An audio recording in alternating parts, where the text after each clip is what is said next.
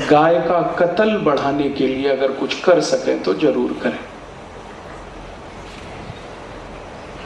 ये नेहरू जी की चिट्ठी है और ये भी रिकॉर्ड में है।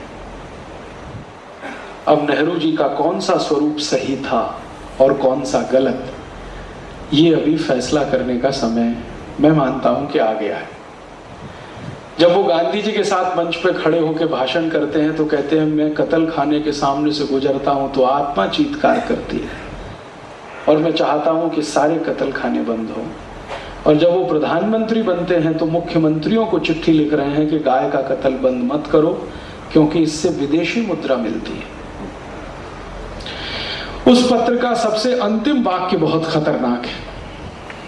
उसमें नेहरू जी लिख रहे हैं कि मान लो हमने गाय की हत्या बंद करा दी और गोरक्षा होने लगी तो सारी दुनिया हम पर हंसेगी कि हम भारत को 18वीं शताब्दी में लेके जा रहे हैं।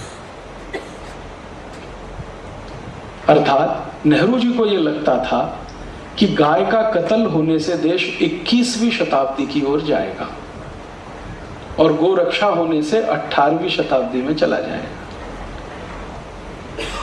यह पत्र पढ़कर मैं बहुत विचलित हुआ। हमारे एक बहुत अच्छे मित्र हैं, उनका नाम है रवि राय, लोकसभा के अध्यक्ष रह चुके हैं। उनकी मदद से यह पत्र मुझे मिला पार्लियामेंट की लाइब्रेरी से। अब मैं तो कोई एमपी नहीं हूं, पार्लियामेंट में जा नहीं सकता, लाइब्रेरी में भी नहीं जा सकता, लेकिन एक दिन रवि राय जी को मैंने कहा कि आप निकलवा दीजिए, मुझे जरा पढ़ना है, ये इसकी फोटोकॉपी भी रखनी है, कभी भविष्य में काम आए, और वो फाइल भी देखनी है जिसपे नेहरू जी का नोट है। तो उन्होंने बेचारे ने बड़ी मदद की और ये सब निकलवा दिया। ये पढ़ के मैं बहुत परेशान हूं और मैंने ये जानने की कोशिश की कि आखिर नेहरू जी के जीवन में वो कौन सी बात थी जिसके कारण वो गोहत्या को चालू रखना चाहते थे। पत्र में वो लिख रहे हैं कि इससे विदेशी मुद्रा मिलती है। तो क्या सिर्फ विदेशी मुद्रा ही एक बड़ा प्रश्न था या इसके पीछे भी कुछ और था?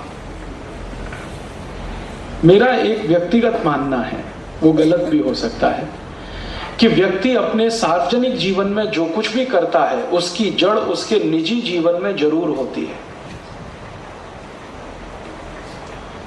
वो भारत का प्रधानमंत्री हो, राष्ट्रपति हो, देश के किसी संवैधानिक पद पर बैठा हुआ हो, या कोई संत हो, महंत हो, साधु हो, प्रोफेसर हो, इंजीनियर हो, डॉक्टर हो, या साधारण किसान हो, मजदूर हो, कोई भी व्यक्ति हो, अगर वो सार्वजनिक जीवन में कुछ कर रहा है तो उसकी जड़ें उसके निजी जीवन में जरूर होती हैं। पब्लिक लाइफ में व्यक्ति जिस तरह से व्यवहार करता है उसका रिफ्लेक्शन उसके प्राइवेट लाइफ से निकलता है। माने नेहरू जी की प्राइवेट लाइफ में क्या था जो गाय की हत्या के लिए वो इतने परेशान, और इसके लिए मैंने बहुत प्रयास किया। उनके निजी जीवन के बारे में, प्राइवेट लाइफ के बारे में बहुत दस्तावेज मैंने इकट्ठे किए, कम से कम 500 से ज्यादा अभी मेरे पास है। तो पता चला कि नेहरू जी स्वयं गाय का मांस खाते थे। इसके पहले मुझे इतना तो मालूम था कि नेहरू जी शराब पीते हैं, और यह भी मालूम था कि चेन स्मोकर हैं, दिन में 60 से 70 सिगरेट पीते हैं, और भी बहुत कुछ मालूम था उनके चरित्र के बारे में। लेकिन ये पहली बार पता चला कि वो गाय का मांस भी खाते हैं, और उनके गाय के मांस के भोजन को बनाकर तैयार करके लंच के रूप में भिजवाने का काम दिल्ली का वो होटल करता रहा जहां अभी थोड़े दिन पहले जॉर्ज बुश रुका। और नेहरू जी का एक लंच का खर्चा उस जमाने में 13,000 रुपए होता था, जिस पर भारत के एक समाजवादी नेता ने बड़ी कड़क टिप्पणी की थी, राम मनोहर लोहिया।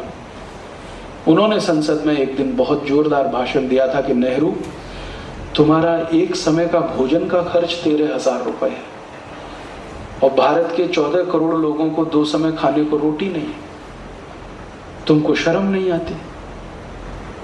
उस जमाने में संसद में लोहिया जी एक व्यक्ति थे जो नेहरू जी को इस तरह से बोल पाते थे। बाकी तो सब नेहरू के आगे पीछे दुम हिला के घूमते रहते थे।